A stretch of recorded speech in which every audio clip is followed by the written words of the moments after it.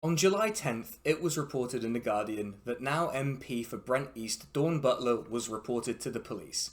What did she do? Did she commit some great crime? Well, in the eyes of a certain type of person, you could argue that she did. She posted on Twitter, at least Twitter that was, on July 8th, she posted a series of pictures largely featuring herself and other MPs who are people of colour with the caption, Labour government showing off the melanin with one of them heart emoji face things. I need to ask you, my beloved viewers, this question. What is the crime here? If you look at the replies and comments to that post, you'd think it was racism.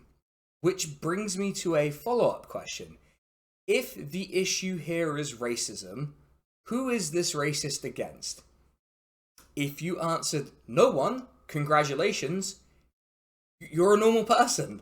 If you said white people, well, you've probably innocently identified the problem without realizing that I was baiting you with a trick question. This is by no means the most egregious example of an issue with race in British society.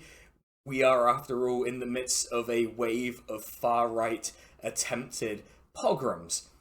But the big picture that leads to that is made up of little pictures. And maybe in light of that, I feel a little more comfortable doing a video like this. In any case, everything here is related to those attempted pogroms, and I promise I will talk about them. This incident with Dawn Butler is a recent example of a particular problem that exists in Britain, which is that the general public do not understand and cannot meaningfully engage with racism as a societal issue seriously. Like, reporting a black MP to the police for this tweet, for what I can only assume is anti-white racism, is the kind of thing that happens in a clown country. It's like a bad joke that I've written. It's also pretty directly related to the original concept that I had for this video, which was to explore something that is hard to ignore in the UK, which is that it's become even more difficult to have any kind of productive political advancement or discourse on the issue of racism. Now, some of you will be pulling out the always has been meme, and yeah, I deserve that, but I want to offer an analogy. The environment of the Sahara Desert is hostile to life, but people can still live there, even thrive there under difficult circumstances.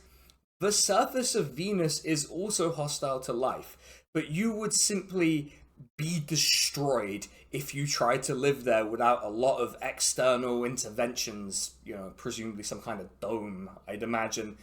The environment for racism discourse in the UK may have been like the Sahara Desert once upon a time, maybe even quite recently, but now in an age where people aren't just crying about anti-white racism, but are reporting MPs to the police about it and complaining to the party leader, it's fucked, just totally ruined, and it seems difficult to chart a path forward. What I originally wanted to do was construct an idea of white Britain and talk about the various political institutions and important individuals who make it up and walk through the events that led to this Venusian environment, taking you step by step through how various minority groups are treated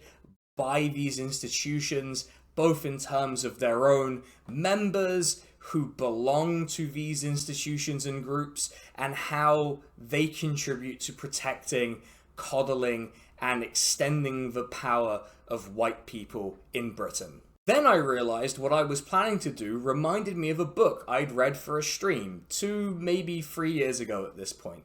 Only That book was not only worse than any video essay I could write, but it was actually a great example of how this happened. This book was not only poorly written, unfocused, confused, and just more about the author than anything. It was used as a cudgel to scold people from specific minority backgrounds on the basis of a core thesis that was detached from objective reality. I want to be clear. I'm not saying this author or this book are the cause of this environment. If anything, it's a symptom of a longer process. But both the book and the reinvention of the author as a public intellectual on racism are irresistible to me as an example of exactly how degraded the discourse around racism and anti-racism is in the UK. To attribute it to the author would be to give him more power than decades of multi-party agreement that immigration is inherently bad and decades of front pages screeching at the sight of any kind of diversity. That would be wrong, obviously, and I'm not doing that. The race riots began as I was writing this and finalizing it. I had delayed release by a week, not because I predicted some event, but because, if I'm going to be honest with you all, I was lazy about sorting out a recording time. And now I've had to change up the script for my troubles, linking this degraded discourse to some of the more outrageous things we've seen in these riots and attempted pogroms. Again, I'm not saying the author caused the race riots, but the atmosphere that allowed his reinvention is the same one that allows far-right groups to attempt a pogrom. I'll also still do some of what I was originally planning, but the fact is that I'm on my hater arc, and I hate the author of this book, and I hate that this book is taken seriously by people who pretend to care about racism. And to be honest, I hate every one of the rioters who are trying to terrorize minority communities at the moment. And unlike most senior politicians and media figures, I don't think that they have any legitimate concerns. They're fascists, and they deserve no place in society or any forum to air their so-called concerns. Before we get started with the video properly though, I just want to say, if you're enjoying this so far, like, comment, subscribe, all the good things, all that boring YouTuber stuff. But with that out of the way, let's get on with the video. This book was published on February 4th, 2021, and it came out after one of the most contentious periods in UK politics that heavily focused at times on the issue of racism, particularly who the real racists were in Britain.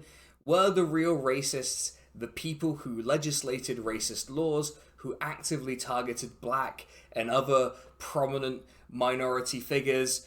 Or were the real racists young left-wingers who lived in the core cities and had green hair? I don't think you can see the green, but there is green there.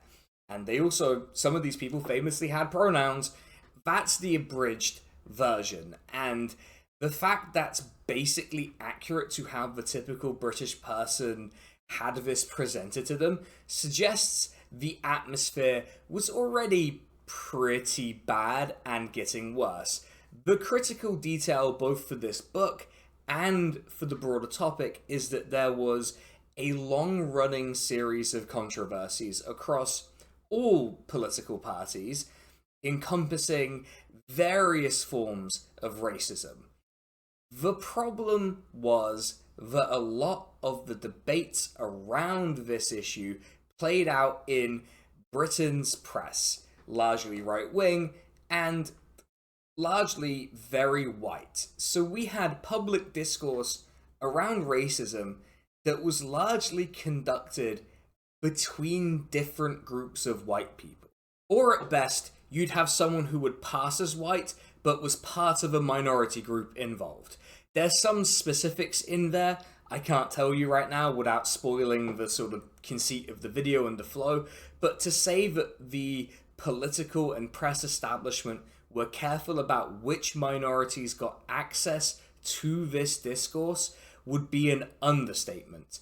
To give an example, a human rights lawyer, stop me if you've heard this one before, who has publicly spoken about how happy he felt to be able to vote for Labour again at the election that's just happened, posted this in response to a request that he perhaps, now this is at the time quite a while ago, but that he perhaps pay attention to the scale, extent, and impact of institutional racism propagated by the political party that was actually in power at that time, rather than chasing shadows about an opposition party that suggested he might be the equal of a black person. Look, in fairness to him, he's not the weirdest and most racist human rights lawyer in the UK. But the fact that this is a person whose career at least depends on being able to navigate this stuff is concerning. This is one of a number of contributions that led to a perception of a hierarchy of racism existing in the UK. It wasn't the worst example, which is saying something considering he's talking about the forced deportation of people. Over 50 of these people, by January of this year, had died waiting for government compensation related to the scandal, as we've taken to calling it. The discourse around issues of racism had clearly become difficult. I think that's understating it, but that's the nicest and most YouTube compliant word I can think for this. So in this time, if you were doing a book on the topic of racism in the British context, I think it's reasonable to suggest that you needed to present a well-evidenced, carefully considered case that relied on existing literature and academic work, as well as to at least talk to a variety of people across different minority groups. At least that's what I'd hope for, given the generally positive reception that this book got across virtually all of the press. Whether it was from the centre left to the hard right, this book was a critical success. It says a lot, I think. Whether the book actually sold that many copies, I'm not really sure. I just don't think books about racism in the UK have like a high ceiling on commercial appeal, but it captured enough attention and energy to spawn a documentary that was released the following year, which is kind of unbelievable in itself, but let's just park that for now. It's interesting, and I think important to note, that the primary critical reviews of this came from either left-wing groups and individuals. The documentary was actually the subject of a pretty scathing review by Novara Media's Rivka Brown, as I recall, and the book was subject to a perhaps far too generous, if you were asking me, review by Judas, a group of anti-Zionist Jews whose review I will link to and mention again, so they'll come up. The other critical reviews came from black British journalists, which is important and instructive in what the problem may have been in this book. Nonetheless, the broad mainstream reception was supremely positive. You'd probably be expecting some pretty well-founded and researched work in that case, wouldn't you? Like, that would be reasonable. Perhaps written by an expert who understands the issues around racism in this country and how different political groups express it. Instead, the book is this: Jews Don't Count by David Baddiel. If you're not from the UK, you probably understand the individual words I just said, but not why that undermines everything I've said so far. Hell, if you're British, or really, let's be honest, English, You're probably going, David Baddiel, the guy who did that football song? To which I'd say, yes. And that song is why England is cursed to never win a tournament ever again. If you even have a passing familiarity with the author, or even have had a glance at this book, you probably find the response to this book unbelievable. If you're not British, or you just know David Baddiel as the It's Coming Home guy, don't worry, I actually do need to explain who he is. I want to get out ahead of the comment that's going to happen here, which I know is going to come, which is just, you're attacking him because you don't like him or you don't like his politics. I'm going to tell you who he is, because who he is directly related and directly relevant to the content of the book. A significant portion of it is just him complaining about and litigating Twitter interactions he's had, which is pretty directly related to him as a person. So it's important context, and who he is and who he's been allowed to reform himself into tells you a lot about the environment that produced this book, the reaction to it, and the issues we're having in Britain today. You might rightly be wondering who David Baddiel is and why it's relevant. This book is partially autobiographical. He recounts personal experiences of anti-Semitism, and I mean actual unambiguous incidents of it, not just him engaging in recriminations because someone he didn't like said something about how they didn't like what he had to say on Twitter. Which brings me to an important fact about David Baddiel, and something that he actually has in common with me. Both me and David Baddiel are members of minority groups in the UK. I'm Turkish and he's Jewish, and we've both experienced racism because of that, and we've both used our respective platforms to talk about that.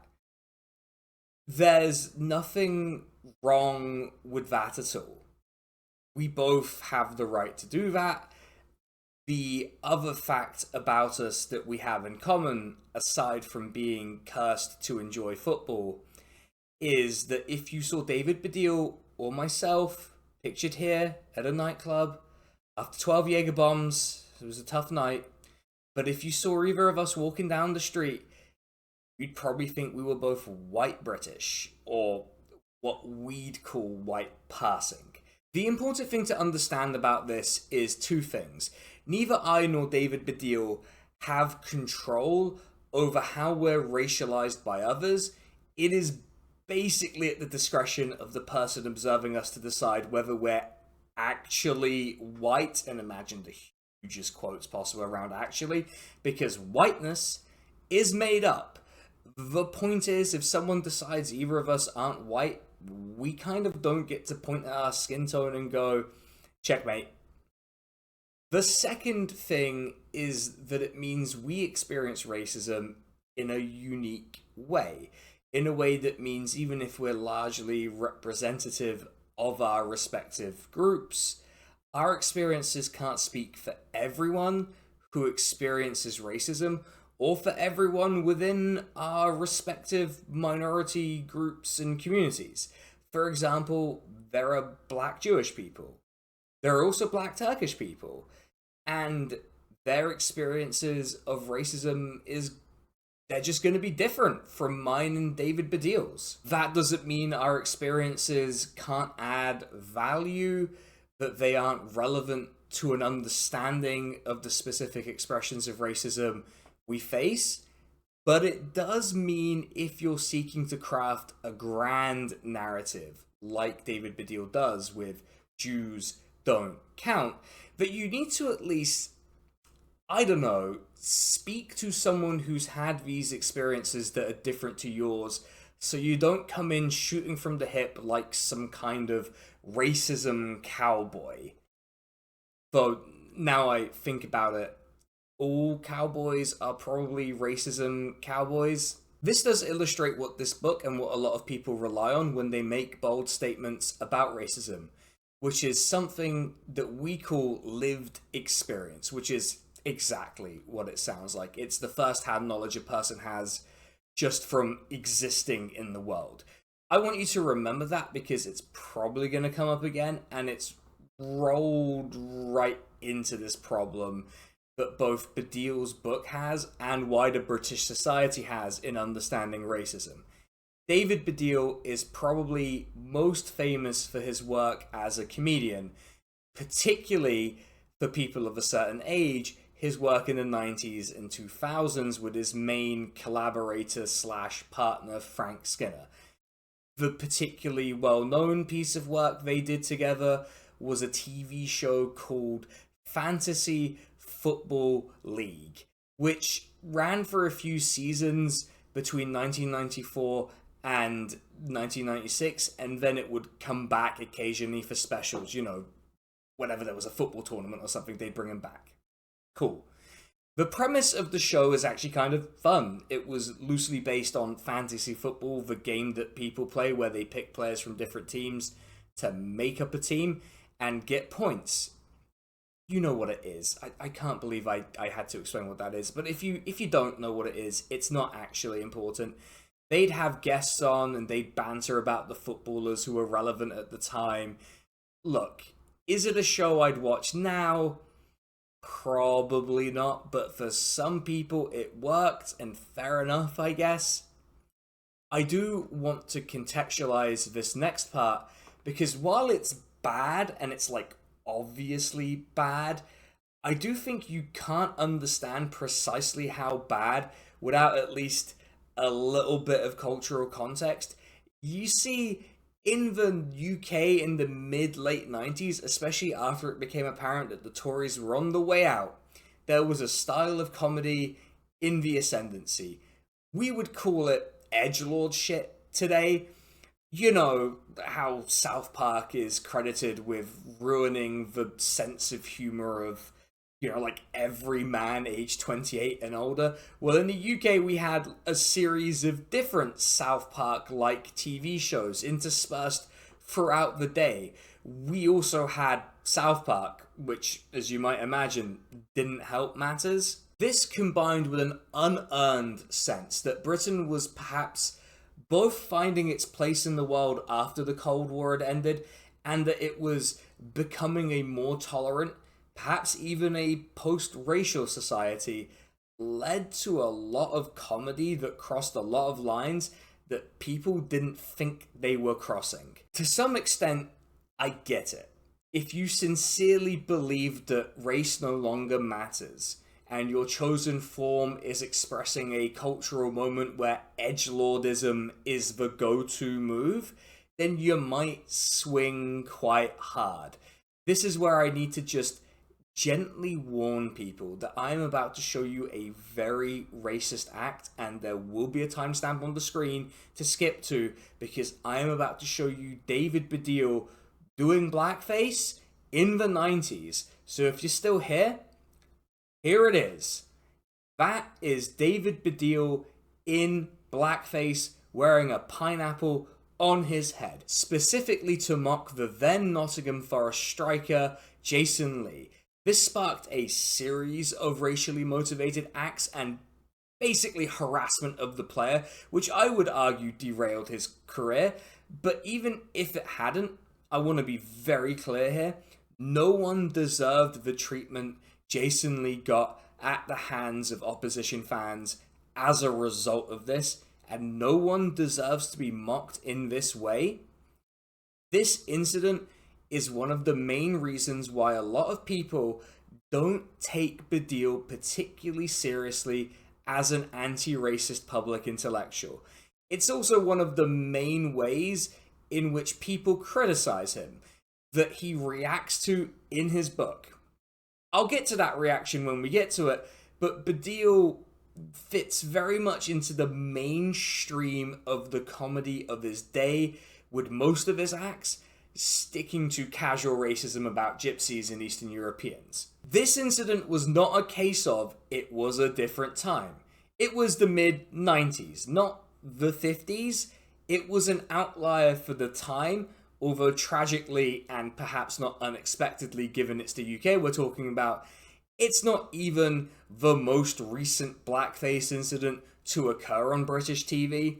The fact that he did it multiple times, and that he did it when he must have been aware of the racist chanting that happened off the back of it, it just speaks very poorly about his character in general.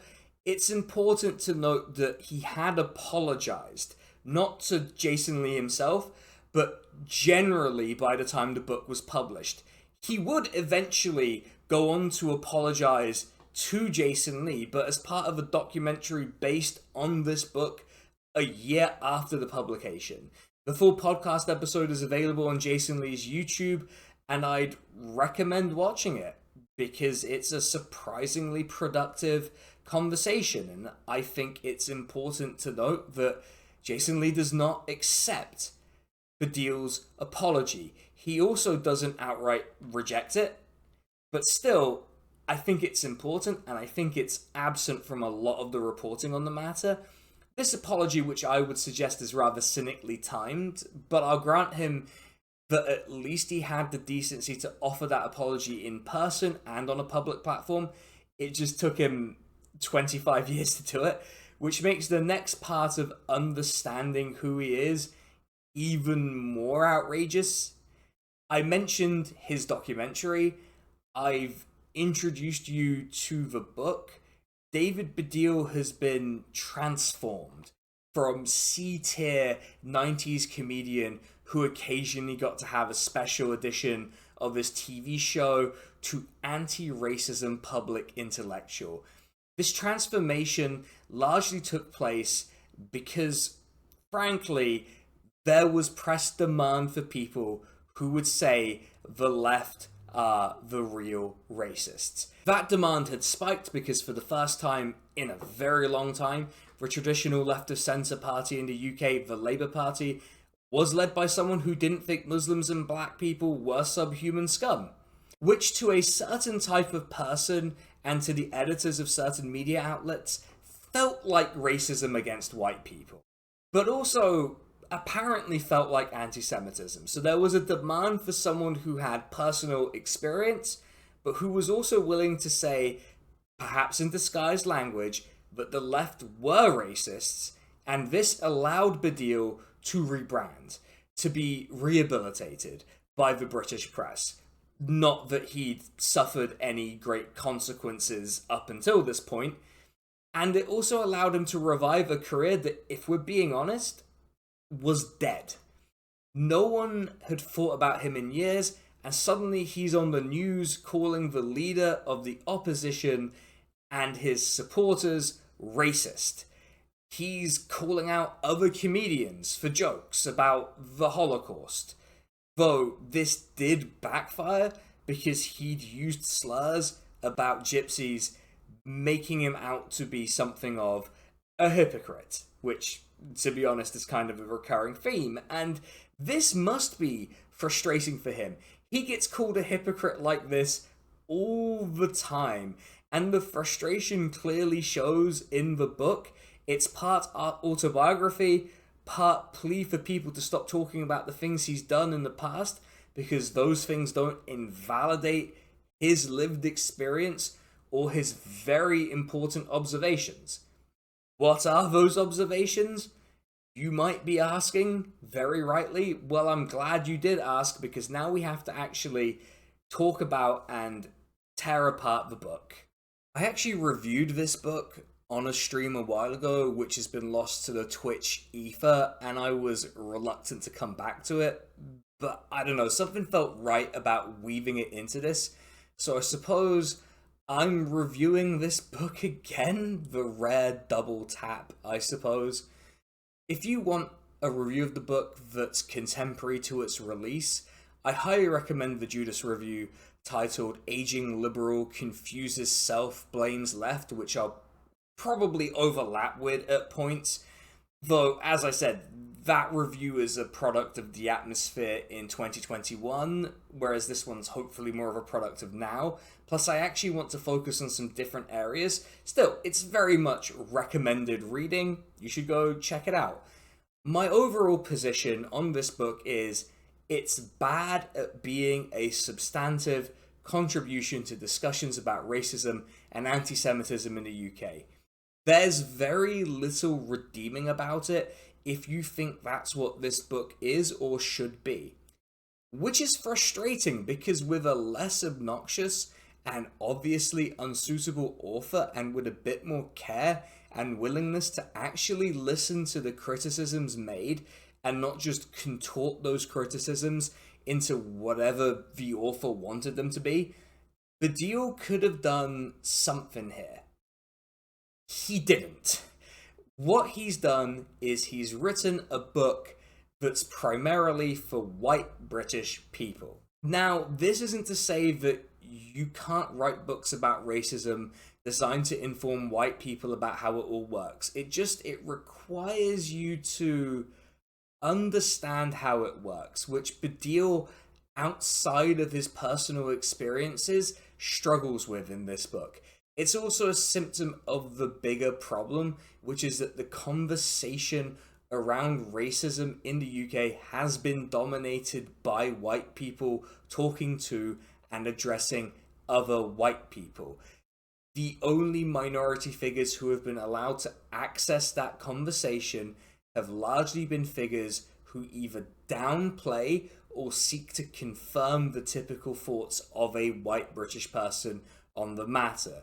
The interpersonal racism, like the kind that Baddiel describes happening to him.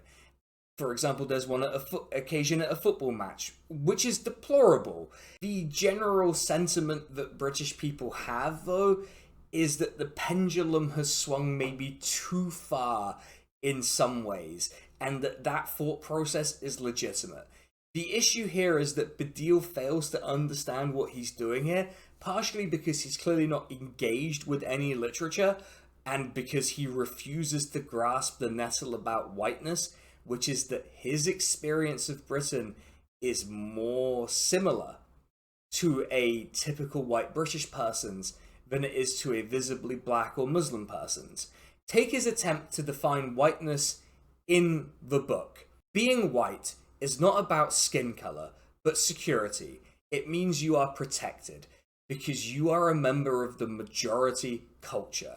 Protected, that is, from prejudice, discrimination, second-class citizenship, dispossession, and genocide. He's right. Whiteness is not necessarily about skin color. Plenty of groups of people we now recognize as white weren't treated that way historically, but he kind of struggles with it.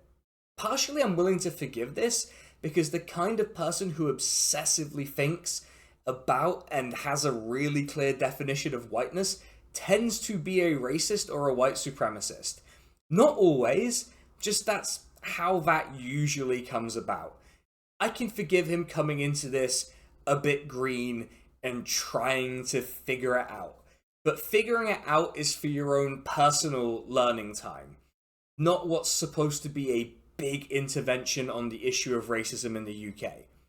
Baddiel is struggling here because he's trying to avoid saying the simple truth about whiteness, which is that whiteness is whatever it needs to be. He's avoiding saying that because he's uncomfortable, because that means whiteness could include some Jewish people in the UK, including him, and he might well have benefited from it.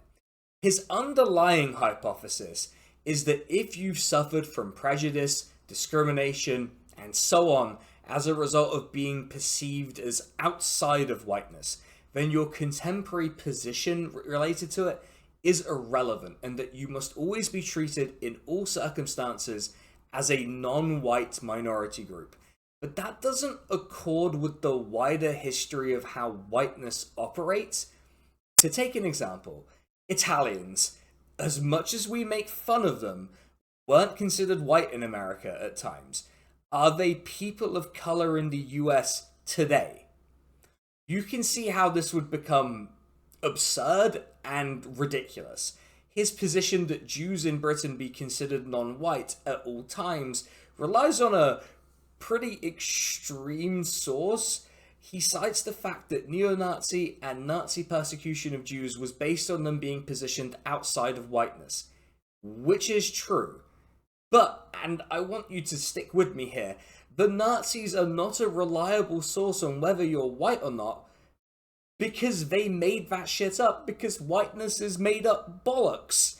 There's a good video by Yugopnik about Nazi race propaganda that helps explain how they specifically made it the fuck up. You could go check that out.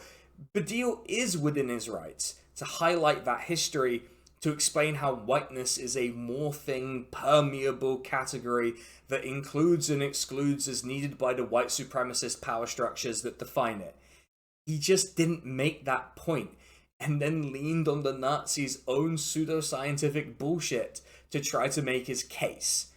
In essence, it reads as a concession that race is at least somewhat real and not socially constructed, which in a book that's clearly aimed at other white people it's a dangerous notion to put into people's heads. That, alongside his constant frustration that people on the left wanted proportionate reactions rather than hysteria, leads him to conclude, helpfully for the people who wanted this book, that the left are the real racists, or a poorly defined progressive Britain is unable to take the racism he suffers from with the seriousness it deserves, which was a long-running press narrative that led to a lot of people to the left are the real racist. It's just that with extra steps. Also, because he's unable to grasp the nettle of having potentially benefited from whiteness, he's walked into a trap, which is that this book has allowed a lot of British racists to act as if anti-white racism is real, because a lot of Jewish people in the UK are racialized as white.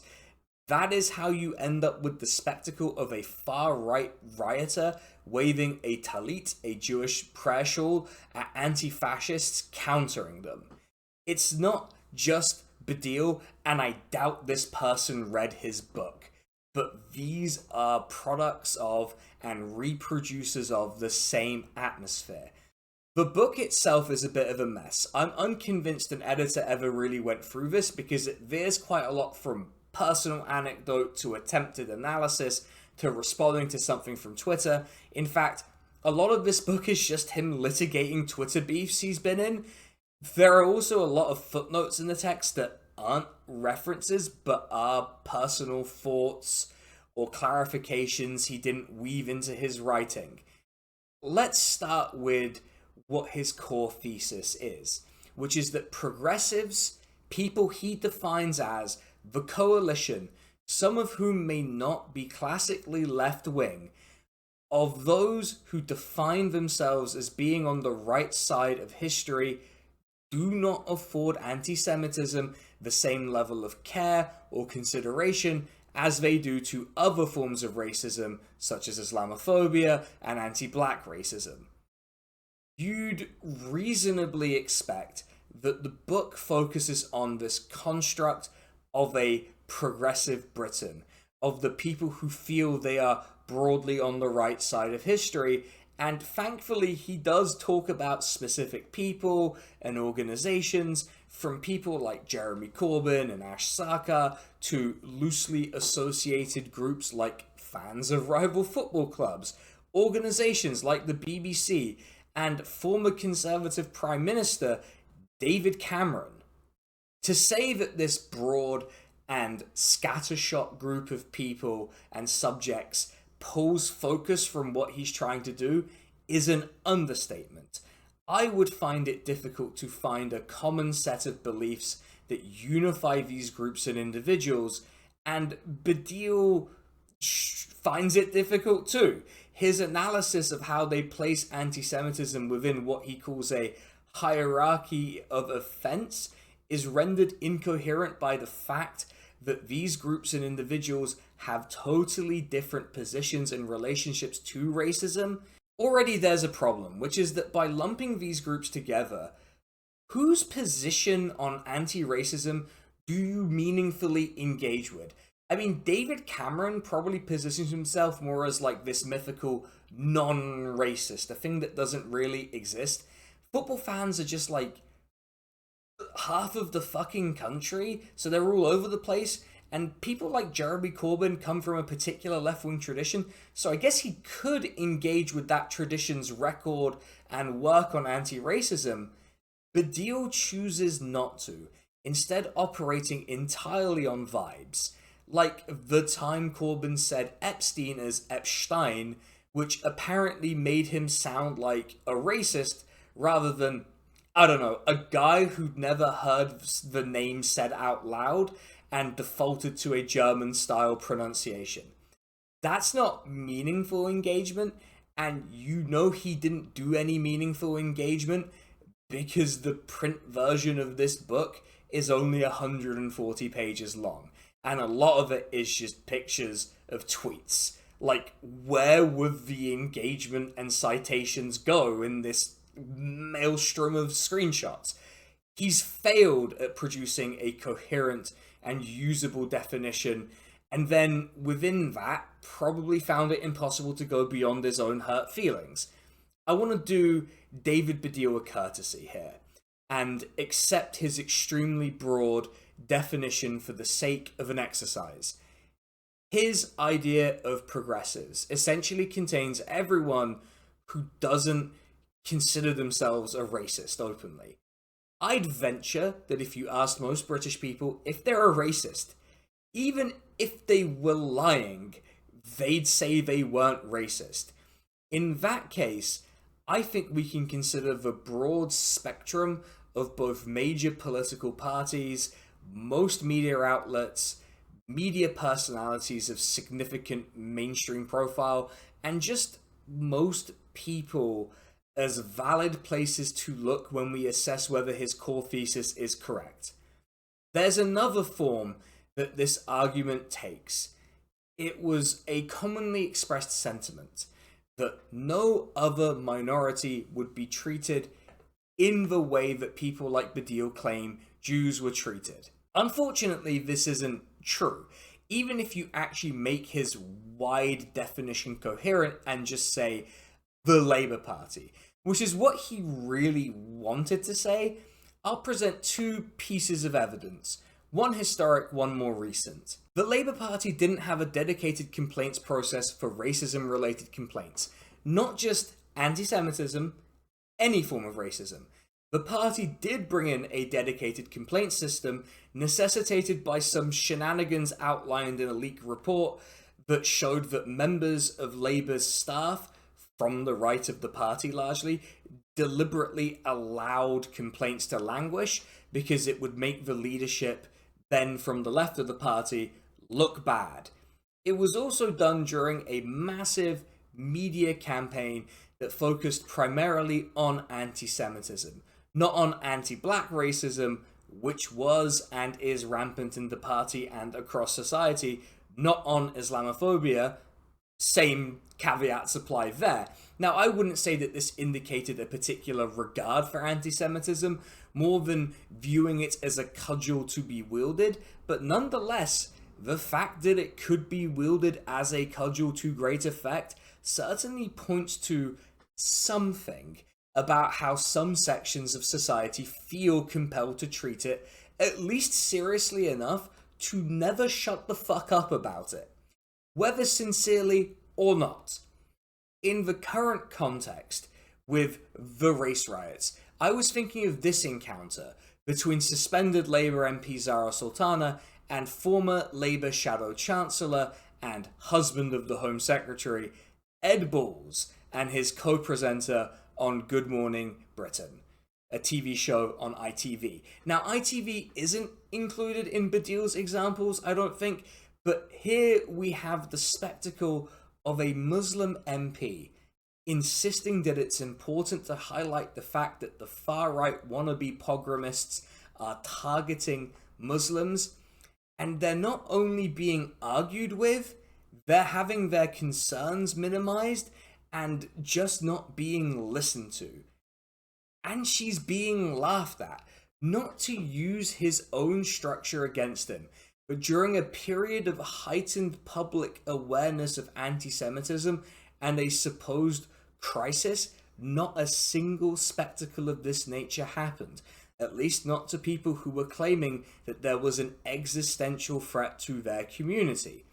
This was coddled and amplified, I would suggest cynically, by the way, which is still racist on the parts of those who did it, but it's hard to avoid the appearance that it was treated differently, just not in the way that Baddiel believes. One of the reasons he can't even construct a coherent false narrative is because this man is obsessed with how people have reacted to him on Twitter. Throughout the book, it's just screenshots of tweets and him responding to them, which does seem like a thing you do on Twitter, rather than make a book of all the clever things you wish you'd said. You're not Drill, David.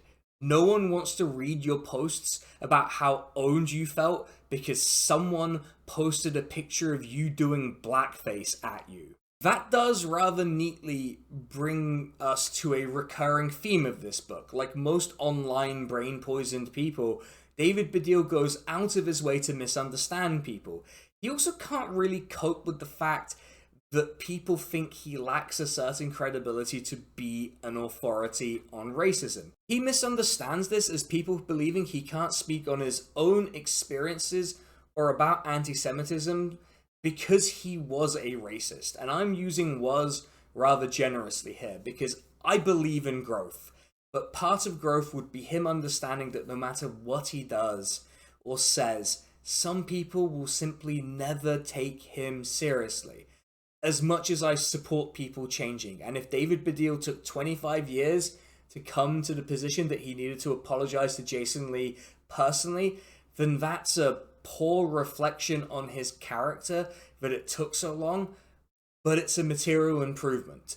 If you've changed, you have to understand and demonstrate that you understand that the work is constant, and charging in, centering yourself, going, I feel uncomfortable when we are not about me, is not the basis of building solidarity or a sign that you've actually become more sensitive, more knowledgeable, and more capable of being a serious contributor to anti-racism intellectually or as a public face. Sometimes you do a bad thing and you even apologize for it. And people don't have to forgive you. And that's okay. That's life. No one's perfect, and sometimes there's no coming back from the things that we've done. Really though, despite all the foibles and issues, this book isn't a cause of the degeneration of the UK's discourse around race, nor is its author. Both emerged too late in the day, and frankly don't have the weight to cause all of this. What it is a symptom. Someone like David Baddiel in a book like Jews Don't Count could only be taken seriously to the point that I actually have to then somewhat take it seriously in an atmosphere that's frankly inhospitable to any serious discussions around the issue.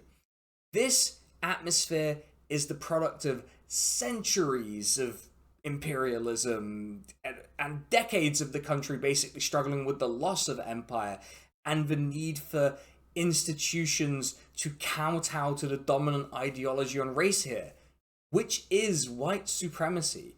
You look at the BBC broadcasting a dramatic reading of the Rivers of Blood speech, a notorious far-right speech given by Enoch Powell, or the decades of front pages and cross-party consensus on issues like race and racism. This book is a small part of the puzzle, a part that will not really seriously be examined.